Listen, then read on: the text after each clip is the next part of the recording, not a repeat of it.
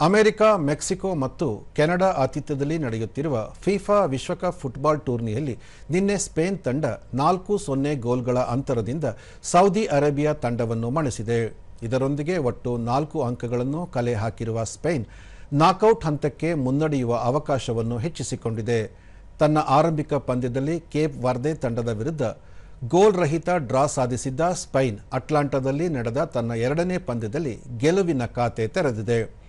Loss ಏಂಜಲೀಸ್ನಲ್ಲಿ ನಡೆದ G ಗುಂಪಿನ ಪಂದ್ಯದಲ್ಲಿ ಬೆಲ್ಜಿಯಂ ಮತ್ತು ಇರಾನ್ ತಂಡಗಳು ಗೋಲ್ ರಹಿತ ಡ್ರಾ ಸಾಧಿಸಿದರೆ, ಮಯಾಮಿನಲ್ಲಿ ನಡೆದ ಎಚ್ ಗುಂಪಿನ ಪಂದ್ಯದಲ್ಲಿ ಉರುಗ್ವೆ ಮತ್ತು ಕೇಪ್ ವರ್ದೆ 2-2 ಗೋಲ್ಗಳಿಂದ ಡ್ರಾ ಸಾಧಿಸಿ ಅಂಕ ಹಂಚಿಕೊಂಡಿವೆ.